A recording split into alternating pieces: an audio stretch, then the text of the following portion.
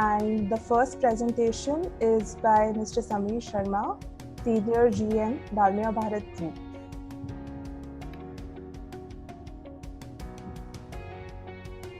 Hi, Bhageshwari. Yes, we will just play the video once.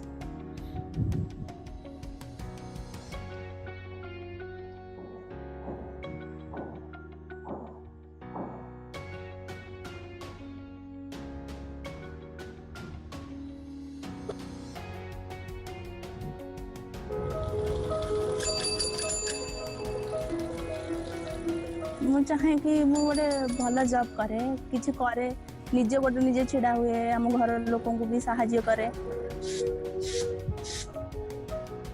ମୁଁ ନିଜେ ପଢ଼େ, ତା ସହିତ ମୁଁ 3-4 ପିଲାଙ୍କୁ ଟ୍ୟୁସନ୍ ବି କରୁଛି। ମୁଁ +2 କରିଛି, +3 କରିଛି। +3 ପରେ ମୁଁ ଘରେ ଥିଲି, ତ ମୁଁ ଯେତେବେଳେ ଜାଣିଲି ଯେ BS ଟ୍ରେନିଂ ଦିଆହେଉଛି ଆମ ପାଖ ଏରିଆରେ, ତ ମୁଁ ବି ଭାବିଲି କି ମୁଁ ବି BS ଟ୍ରେନିଂ ନେବା ଦରକାର ଆଉ କିଛି କରିବା ଦରକାର। ମୋ ନିଜ ପାଇଁ ନିଜେ ଗୋଟେ ଛିଡ଼ା ଦରକାର, ଆଉ ଘର ଲୋକଙ୍କୁ କିଛି ସାହାଯ୍ୟ କରିବା ଦରକାର। ଆମର ସେଣ୍ଟରରେ ସବୁ କିଛି ଫାର୍ଷ୍ଟ ଏଡ୍ ପଢ଼ା ହେଇଛି, BP ପଢ଼ା ହେଇଛି, ରେସ୍ପିରେସନ୍ ପଢ଼ା ହେଇଛି, ଆମର ପଲ୍ସ ପଢ଼ା ହେଇଛି, ତା ସହିତ ଆମର ଆକ୍ସିଡେଣ୍ଟ ପଢ଼ା ହେଇଛି, ବ୍ୟାଣ୍ଡେଜ୍ ପଢ଼ା ହେଇଛି, କାର୍ଡ଼ିଓଭାସ୍କୁଲାର ସିଷ୍ଟମ୍ ପଢ଼ା ହେଇଛି, ସ୍କେଲିଟାରୀ ସିଷ୍ଟମ୍ ପଢ଼ା ହେଇଛି, ୟୁରିନାରୀ ସିଷ୍ଟମ୍ ପଢ଼ା ହେଇଛି। ମାନେ ମୁଁ ନିଜେ ନିଜ ଗୋଟେ ସ୍ୱତନ୍ତ୍ର ପରିଚୟ सृष्टि मोर परिचय।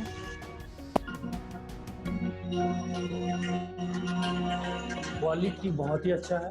जितना भी ट्रेनिंग करने के लिए चाहिए तो वो इजीली वो लोग कर रहे हैं on the very fast day. Patient care attendant demand बहुत ही ज़्यादा है भुवनेश्वर में।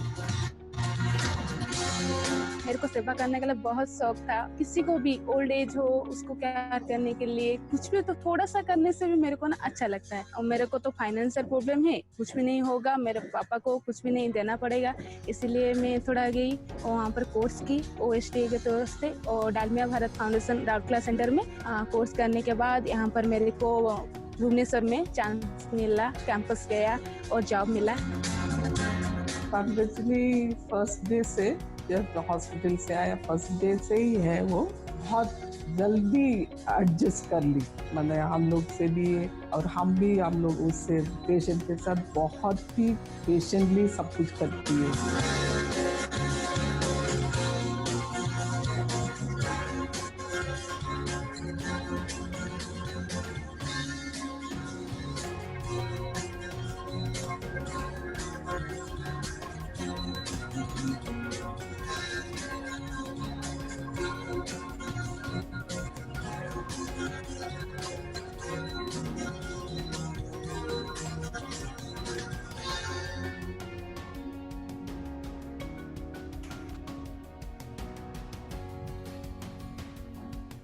Over to you, Swadhi. Yeah.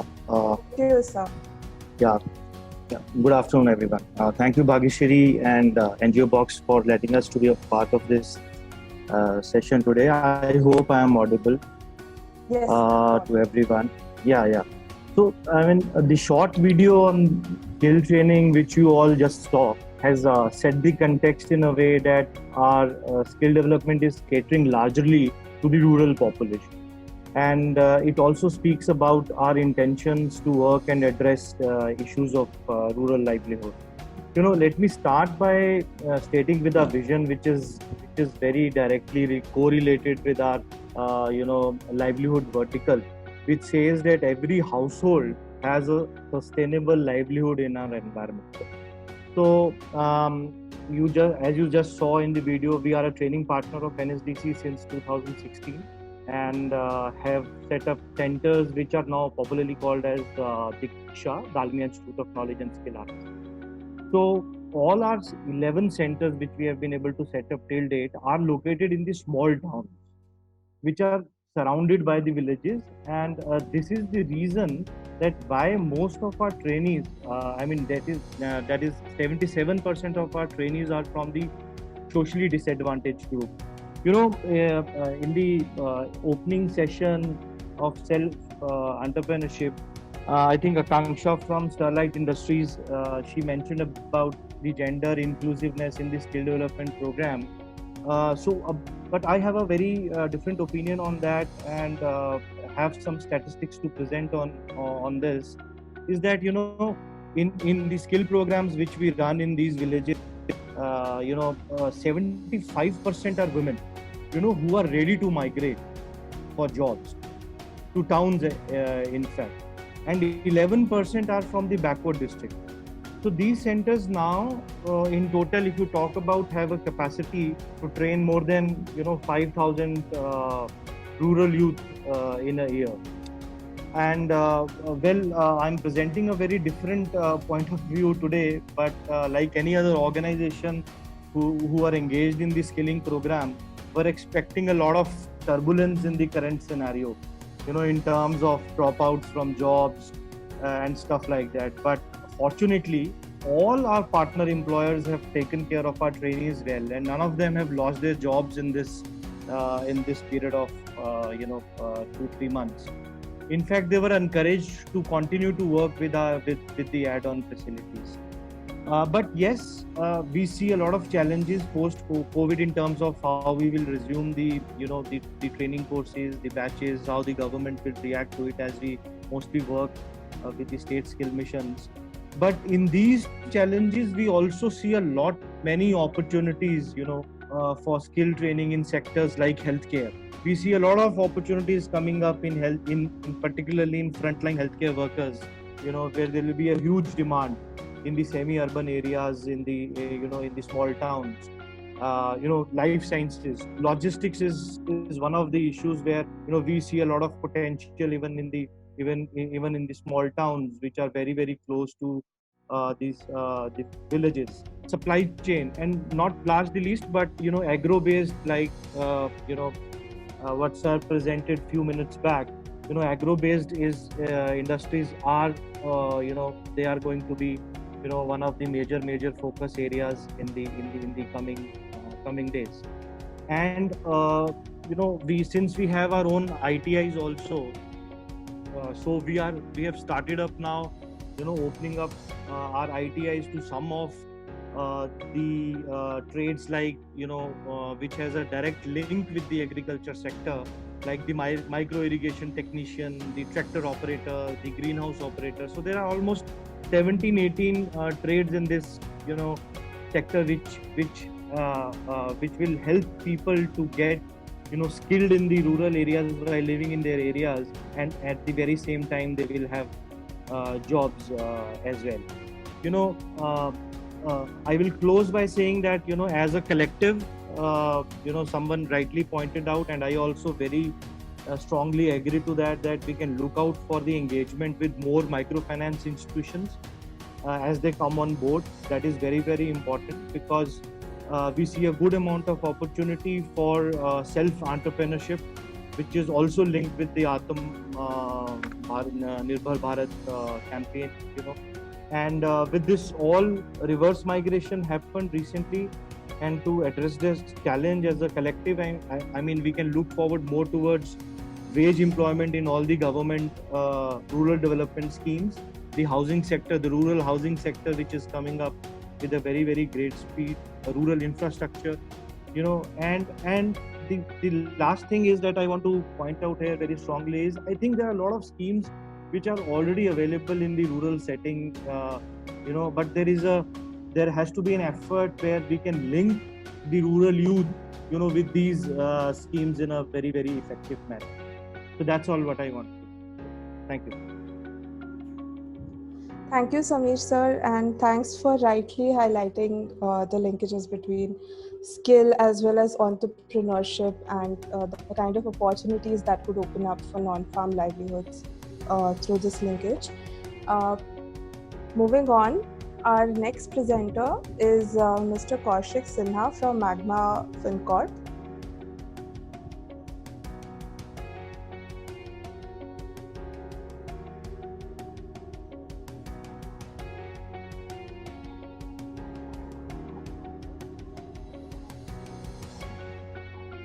Hi, good afternoon. Yourself.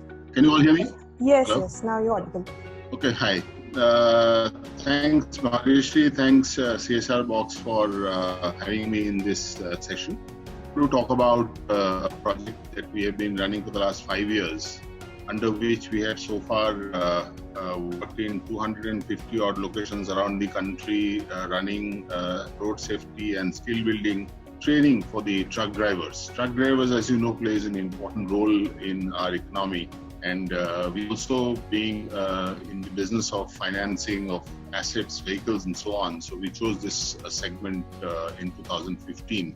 Can you just move ahead, Bhageshri? Hello.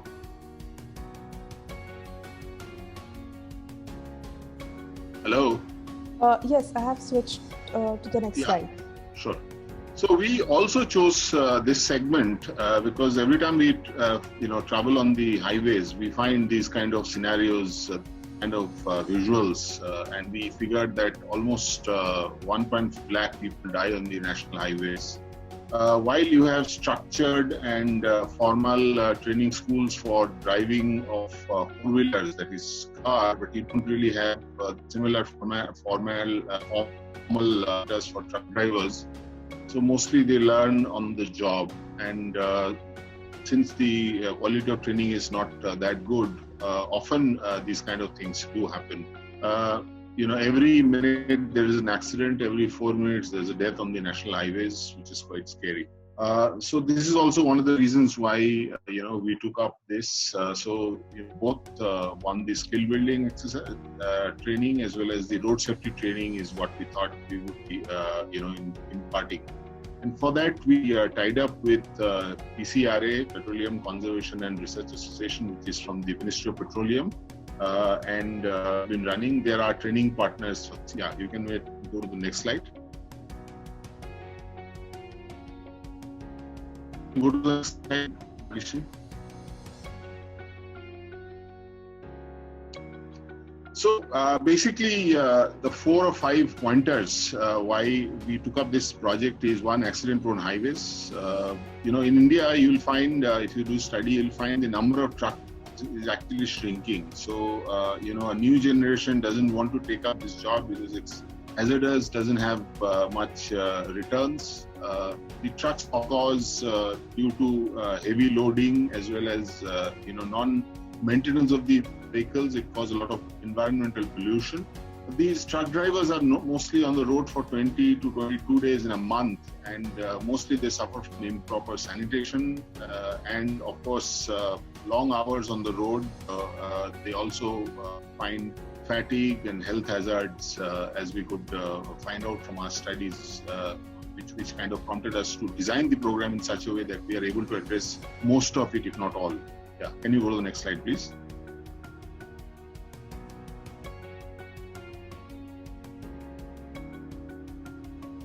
So I have briefly kind of connected 17 deaths happening every hour, 35% happening on the accidents happen on the highways. A truck driver typically earns anywhere between 10,000 to 15,000 rupees a month, which is quite low considering the amount of labor and hard work that he has to do.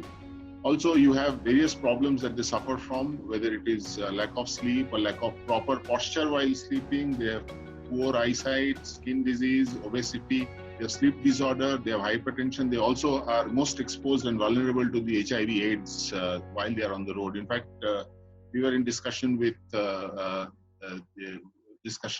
various organizations to figure out that about 70% of them actually carry the STIs and STDs. That's the data that NACO has. On an average, the other thing that we found while we were doing study is, when they approach the government hospitals, they average spend about 2 minutes to the patient. So we also built in the medical into the training program. Yes, the future of truck drivers is not great because the younger generation are not picking it up, so the numbers are reducing because of poor income. It's a very difficult and not so glamorous lifestyle. Yeah, can we go to the next slide, please? As I was mentioning, we designed it in such a manner that we have one addressing the served community, which is the truck driver community. We also tied up with the Government of India organization so that they get a certified training, which is uniform across the zones. And of course, we try to help them in terms of medical help and hygiene at these training programs. So while the training programs continue, we also get doctors from the medical fraternity. Yeah, next slide, please.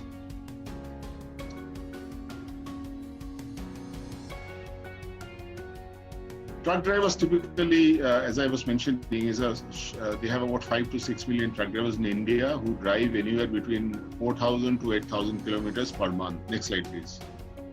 See, I'll drop the PPT. I'll just run it through. These training programs typically have a 3-day training course, 2 hours per day for practical and theory, and we have also get the certified trainers from PCRA who come and impart training. We have this running in about 250 odd locations across the country in the transport nagars, where these truck drivers are typically present for 3 to 5 days for loading and unloading of their materials. So far in these training programs, we have trained 185,000 truck drivers. The feedback that we get from them, we of course connect with them after the training for 3 months, is that they have experienced 10 to 12% increase in their mileage, because the techniques taught at the training programs are very helpful, which in turn, makes for about 10 to 12,000 rupees increase in their monthly saving, because truck drivers typically, save fuel and, they get to enjoy the benefits.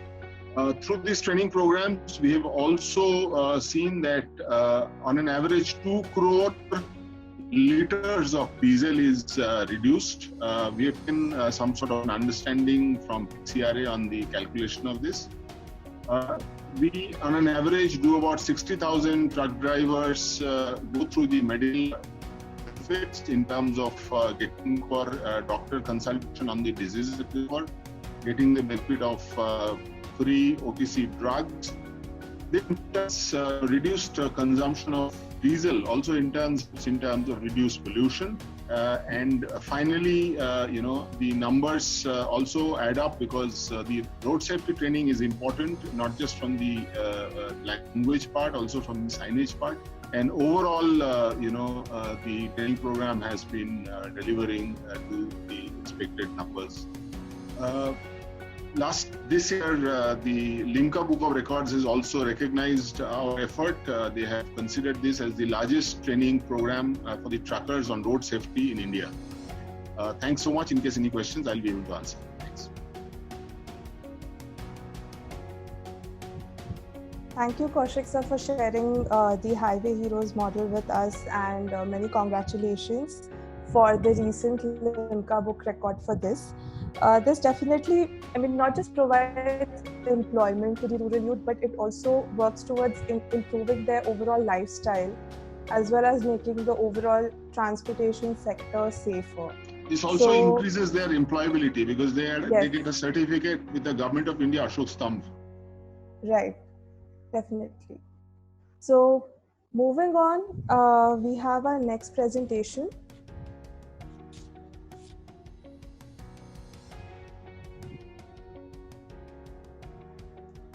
We have Ms. Shivani Mehrotra, Manager, Apollo Tyres Foundation with us.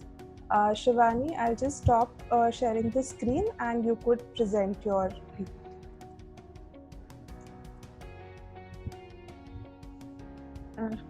I'm audible? Am I audible? Yes, you're audible. Yeah. So before starting my presentation, I would like to showcase our small video which we have worked out on the non-farm.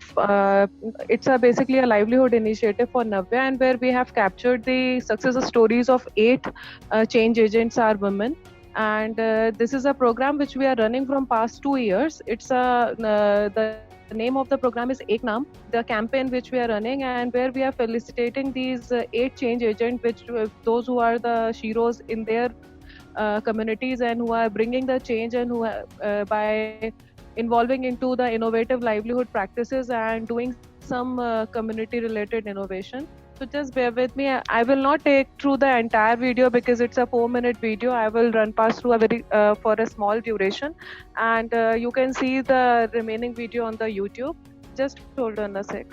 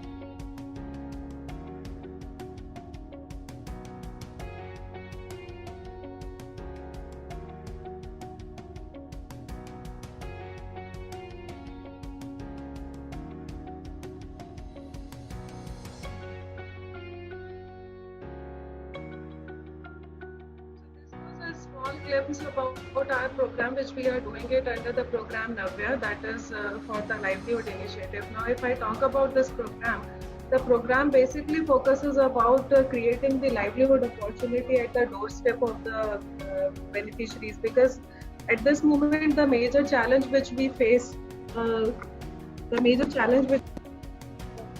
are not getting income from houses and villages, and they want a income generation solution in their doorstep. So that's how we started working in these communities, and we are right now working into 5 states, reaching out to over 900 villages in 7 districts. and our target is to reaching out to more than 1 billion women in the by 2030, and so far we have covered 15,000 women. If I talk about our program implementation process, we work in the grassroots level, and we form the self-help groups, or we form the income generation group. And after that, we do the local need mapping, and we identified the local needs, and we identified the local market, and accordingly we try to provide the income generation solutions to the beneficiary. These income generation solutions are basically divided into 3 categories. One is your self-employment, and another is your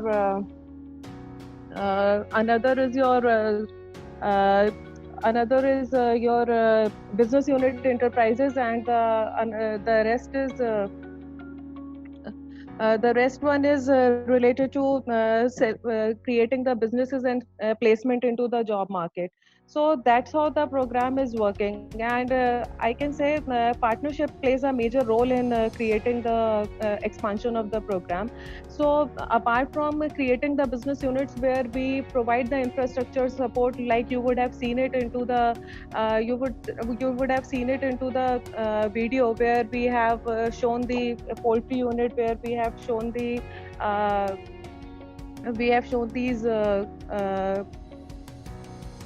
khakra units. All these units we have created the infrastructure on own.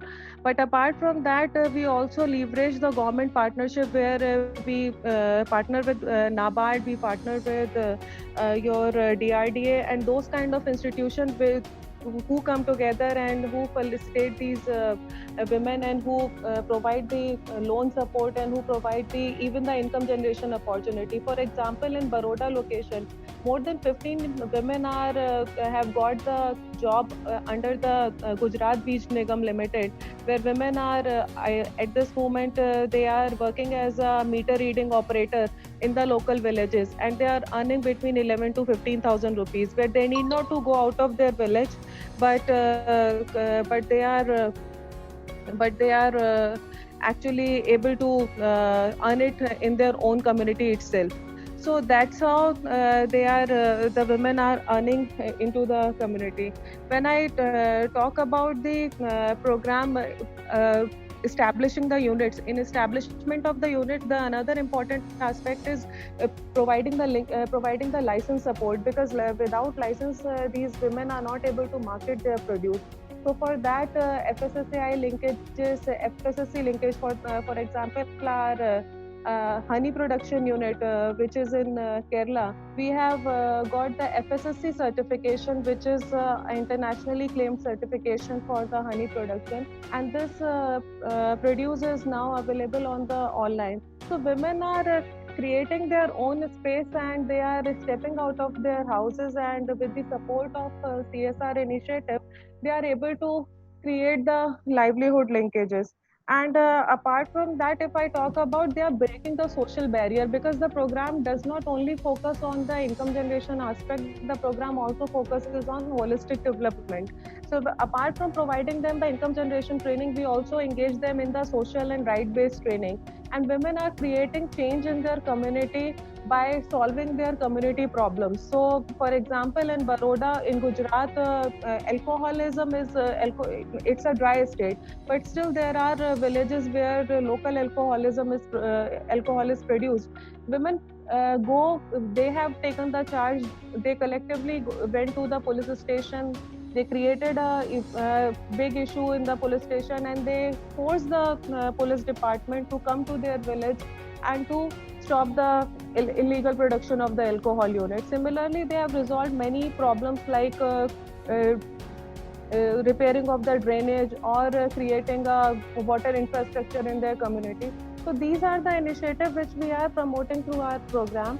And apart from that, we initially for 6 months or for 8 months, we provide the hand-holding support in terms of monetary support and in terms of infrastructure support. And then we implement the exit strategy, because ultimately women has to run the business on their own. So in that case, we involve the local CRPs for the monitoring of the village, and we also involve the village development committees for the improvement of the program. And because there is a credit linkage available with the banks, so that way women are able to expand their business. And that's how after 6 months to 1 year time, we move out from those facilities completely, and we only provide the market linkage support for them for the expansion of business. So that's how under the livelihood initiative, we are promoting the new entrepreneurs. And when I talk about the challenges which we are addressing in the value chain, right, the major challenge which we face is related to the fluctuation in the raw material price. And similarly, finding the market linkage, because they are working at a grassroots level, and for going out for the marketing becomes the challenge. So for bringing the wholesaler and bringing the vendor to their village to provide the market linkage support is the another thing which we do. And similarly, coping with the environmental situation, because like in the apiculture or into the mushroom cultivation, which we have done. Yeah. Hello. Shivani, sorry to interrupt. So we have about 15 seconds to wrap up and summarize the presentation. I'll be able to. So in that case, we are also providing a solution to the beneficiaries where they can cope up with these kind of changes, and they can do the local sourcing, and they can promote their product on the local basis. Apart from that, women have taken these changes as an opportunity. I can set you the example for the global pandemic COVID. Our tailoring unit, women across the location, they were able to stitch the mask, and they were able to supply the mask across our manufacturing locations, and they were able to generate the funds of more than 10 lakh rupees sitting at their home. So these are the smallest initiative at this moment, which through program Navya we are able to do. And we are seeking a partnership support in terms of how we can expand our program and how we can do the marketing of our produce to the other states and to the other organizations. That's it. Thank you. Thank you, Shivani, for this wonderful practice, sharing this wonderful practice, and also about how infra support and acquiring different licenses could be incorporated with the skill building programs. Further, we have Mr. Naveen Jha from ISAP with us.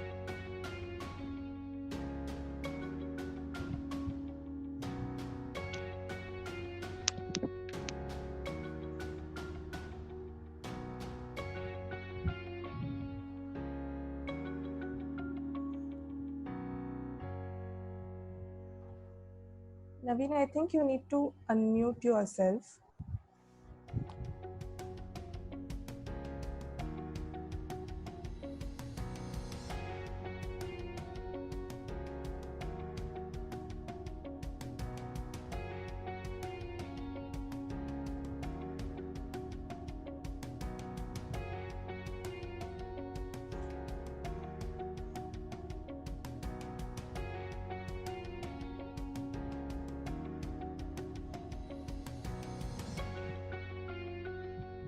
Naveen, are you able to hear us?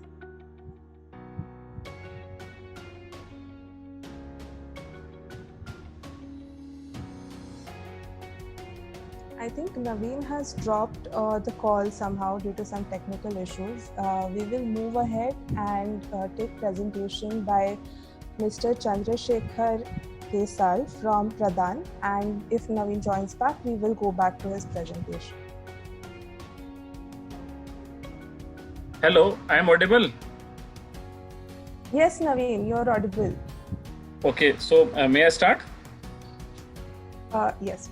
Okay, I am representing ISAP. I'm looking after skill development. Move to the next slide. I am going to discuss about 2-3 projects which we are doing at this moment, and this is a brief snapshot of ISAP. What we are doing, we are primary into it's a 19th year in business. We started in 2001. And now we are into, we can say, adult organization. So we are more into the rural development and rural livelihood. We are very much into the agriculture extension services with a lot of FPO we created. We are also into the women empowerment. We worked a lot with the women livelihoods along with the trainers. participated in the Ujjwala schemes. We trained more than 5 lakh rural households for the Ujjwala trainings.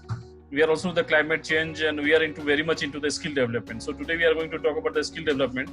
So we worked with 6,100 agriculture graduates. There is one scheme of the Ministry of Agriculture, ACABC, Agri Clinic, Agri Business Centers. So managed Hyderabad, they are the nodal agency, and we created more than 2,400 SMEs, which can you say the startups. We also trained 20,000 more than odd numbers in the BPL category for the vocational trainings, and we also trained more than 7,50,000 farmers for the different skills. Next, this is the overview of our presence across the country. So we are into the more than 21 states, and most we are in the northeast 2-3 states, and the typical Tamil Nadu, Kerala, we are not very much into present. The rest states we are very much into that. There are some achievements we did. So can we shift to the next slide, please? This is the projects which we are going to research. Next page.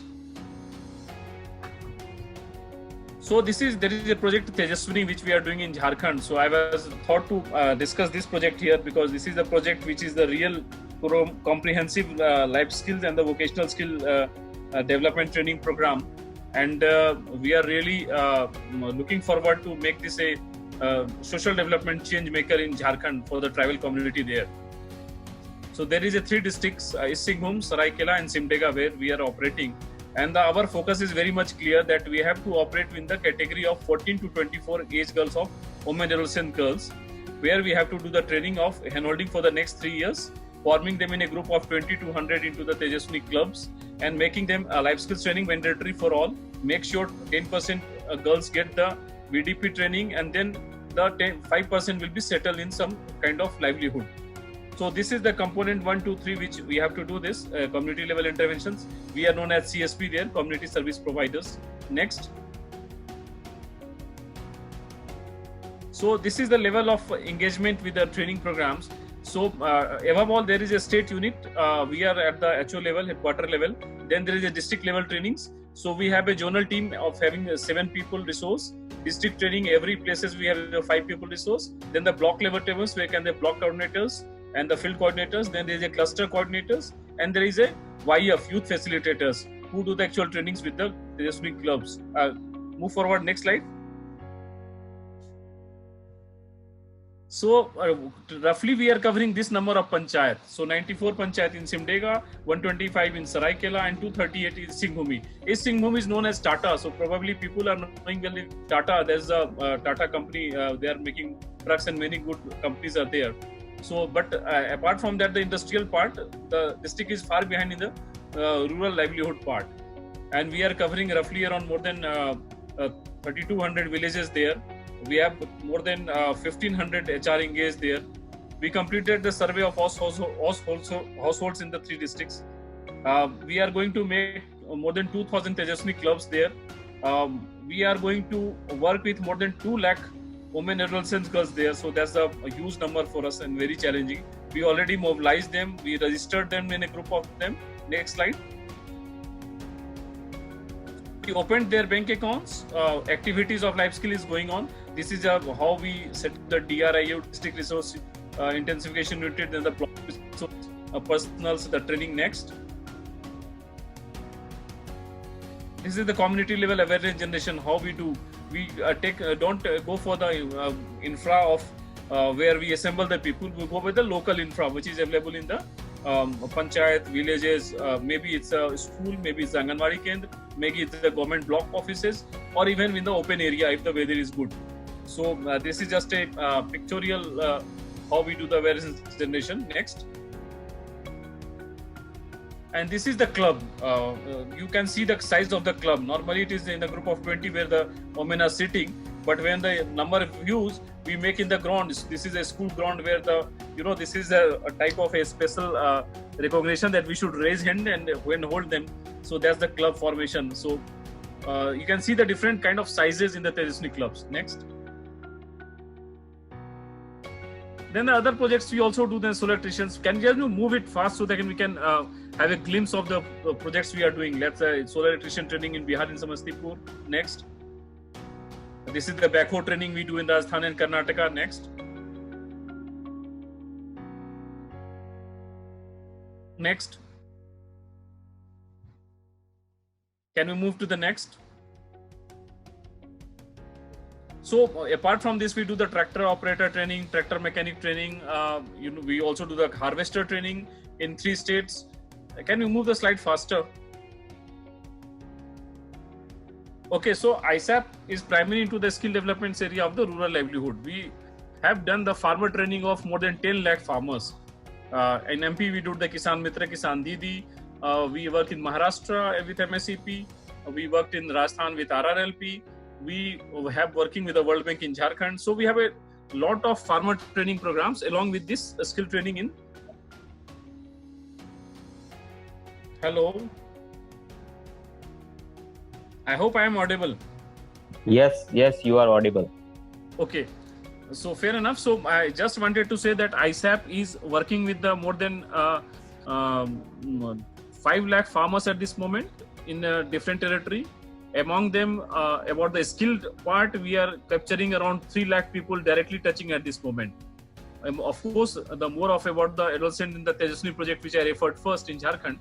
But apart from that, we also do the different kind of agriculture extension trainings. Like we do the quality seed grower training, we do the dairy farmer training, we do the animal husbandry training, we do the pickle making technicians for the women, we do the jam and jelly technician for the women. So we train, we also brand them. We created a brand called Dharani, which we are supplying to the NCR and to some extent of Chandigarh also.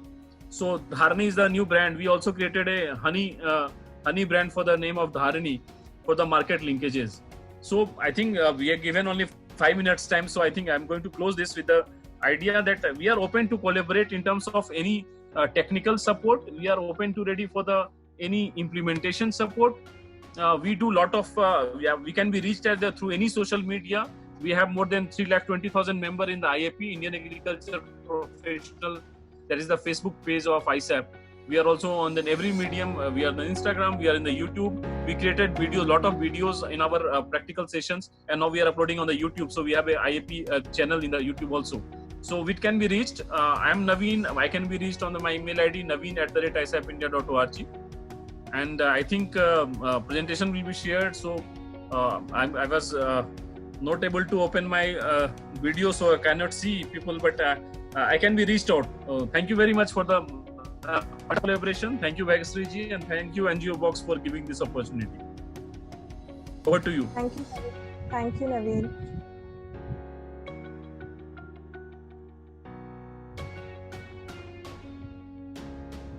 So moving on, we have a presentation by Pradhan. We have Mr. Chandrasekhar with us.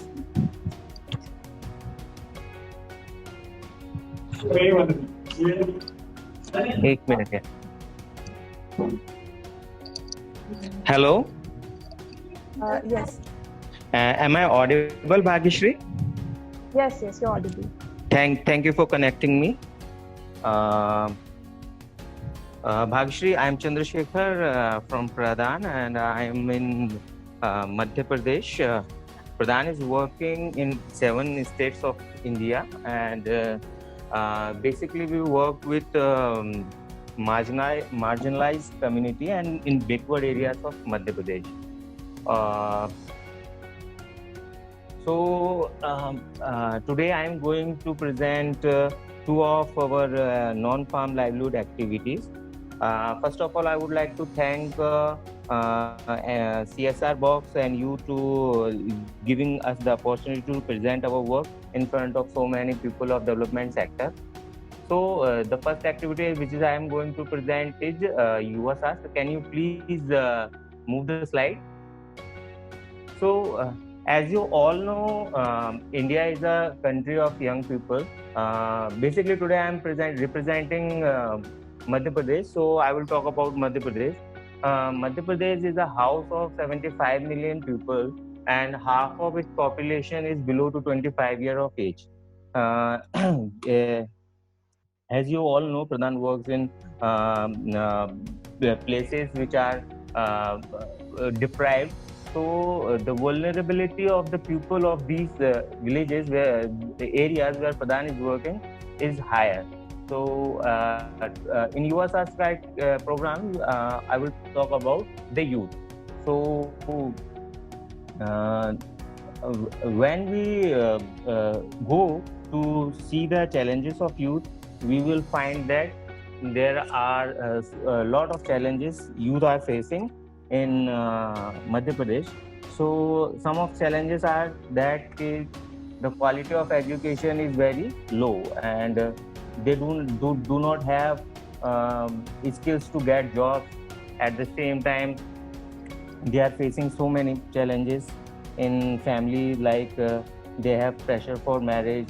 At the same time, they have expenses, but they do not have fixed source of income, and they do not have any they do not have any forums and groups to share their challenges. So by seeing all these challenges, Pradhan decided to work with the youth 4 to 5 years ago, and we have found 4 to 5 kind of groups of youth on the basis of 4 to 5 kind of groups. The first group is who have decided they will go outside from the villages for their livelihood. The second group is that they want to stay in villages, but they do not like conventional agriculture. The third group is that they like agriculture, but not. The second group is for people who like entrepreneurship theme, and the third group is they want agriculture but in an innovative way, and the fourth and fifth group is for higher education, people who want to get in government jobs, they want to prepare for competitive exams. The fifth group is actually for the people who like sports and cultural activity.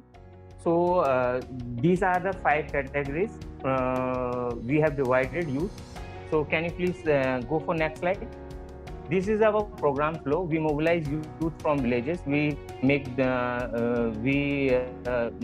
orient them about our program, and if they agree, we register them to our USR program. We will give them opportunity to join our workshops, residential workshop. We will say that reimagining future workshop. We will let them go through various kind of modules where they can know about themselves, what are their likings, what they want to do in future as an occupation, what are their strengths, what are their weaknesses, what are the future courses they want to pursue as a livelihood opportunity, as an occupation. So those kind of things we done with the youth in this workshop. And after that, after knowing so many things about himself or herself, they decide to what team they want to, what livelihood occupations they want to do, what they want to do. We will take them to a conscious choice where they can say, I want to pursue those kind of things in my future as a livelihood. So there are various things. Where they can go. First of all, vocational training. There are 6 or 7 type of vocational training. We support them to get it. We let them go for the opportunities for higher studies.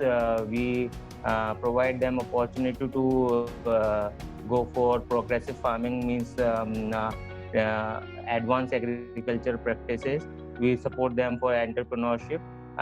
We support them for sports and other cultural activities. So those kind of opportunity we can provide through this program. So you can move for this is our program flow of USR. So we mobilize them from villages. We give them opportunity to know about themselves, their interests, their likings, and after that we will give them opportunity to go according to their choices. Till now in USR program we have reached up to 5,000 youth in Madhya Pradesh, and we support them. We support them to know about themselves so that they can take conscious choice about their career. And 3,000 from them have attended our residential workshops, and 2,000 people, 2,000 youth have completed their vocational training and placed in jobs and pursuing a dignified life after completion of USAS program. So this is how USAS program and going on, and this is our outreach. What we have done in last 4-5 years. Can you please go for next slide, Bhagyashree? Yeah. So there are few things we want to work on them. Basically, this program is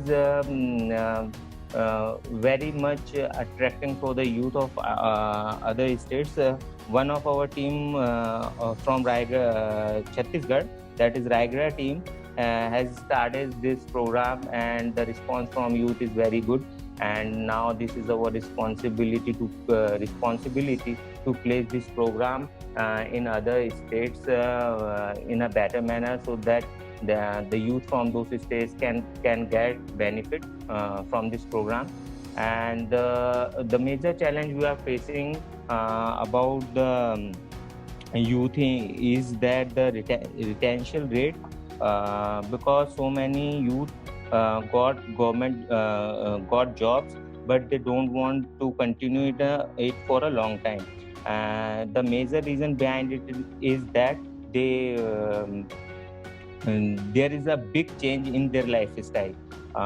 They are from villages, and when they start living in cities, there are so many lifestyle changes. And if youth are not very prepared for that, mentally prepared for those lifestyle changes, so it is very difficult for them to survive there. So the next thing for us is to not only limit it for vocational training, technical training, we have to make them ready for the lifestyle changes. Can you show previous slide? Hello. At the same time, for entrepreneurship, we have to develop an ecosystem where they can get support for their business planning, business development, financial support, and other support if needed. So we have to make a ecosystem where entrepreneurship can take a shape. At the same time, I think that I am in development sector from last 10 years, and I think that the youth is needed more focus from the development sector. I am very happy there are so many organizations today presented their work with youth, but at the same time, this is a need of our country that the engagement with youth is need to get more focus. At the same time, the partnership with employer, the partnership with training institutions is also very important for us. And if we want to take this program in a scale, we have to build our partnership in a better manner. Next slide. Next slide, Bhagyashree. This is the left picture is from our residential program, and the right side picture is from our village level meeting. Next slide. And this is the training program. In left side picture you can see the theoretical part is covering, and the right side picture you can see that practical part is covered by the trainer organization. So this is what our USAS program is currently doing. And now I would like, because time is very limited, I have allotted 5-minute time, I am in a hurry, so I will quickly go to our next thing, that is post-procurement processing. Can you please let me take to the next slide? Before going to the post-procurement processing, I would like to introduce the Mulberry silkworm rearing, because without understanding it, it will be difficult to understand the post-procurement rearing. So in Mulberry silkworm rearing, and this is basically a farm-based livelihood activity, and we have started it in 2006 in Baitul and Hosangabad districts of Madhya Pradesh.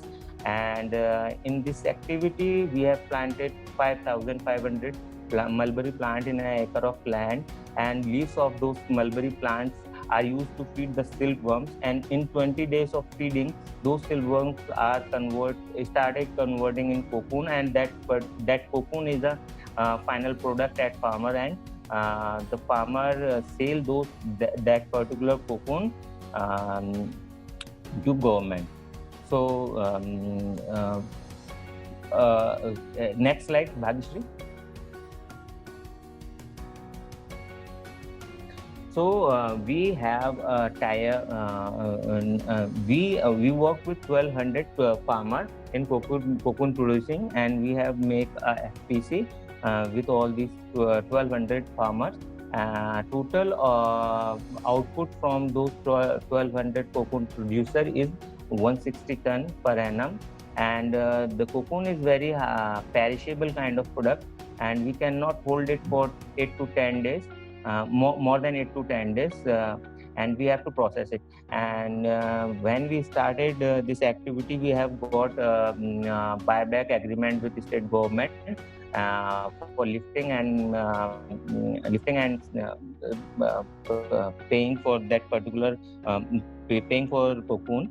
And 6-7 years we have good partnership with government, Madhya Pradesh government. But recently, from last 2-3 years, we are continuously facing challenges in lifting and payment, in regular payment. We have so to deal with that, we have attempted to sell our product in open market, and there are different kind of challenges, because the open market is highly volatile, and the payment delay is also there with the buyers, and the wire cartel is also a big challenge for us. To deal with all these challenges with the government and the private market or buyers. Hello. Excuse me, sir. Sorry to interrupt. You have about 10 seconds to wrap up, as we are running short of time. Okay. So we started post cocoon processing. We have installed 2 multi and reeling unit where we convert a cocoon to yarn that is non-perishable material, and we can hold it for a long time, and it is easy to sell. Can you please go to next slide? Next slide. These are some pictures from our processing unit. Next slide. Next slide, Bhagyashree. So in that reeling unit, 2 reeling unit, we have got we have provided opportunity for 45 landless women to get regular work and skills, and for processing our remaining harvest, we have to install 3 to 4 multi and reeling units, which will provide employment for 100 landless families. And at the same time, if we process all our cocoon, so it will become an opportunity for after more processing units like twisting, weaving, dyeing, clothing, cloth making. So those kind of industry can be developed in this region, Baitul and Hosangabad. And at the same time, that processing will support all 1,200 cocoon producer to sustain their activity. So this is all from my side.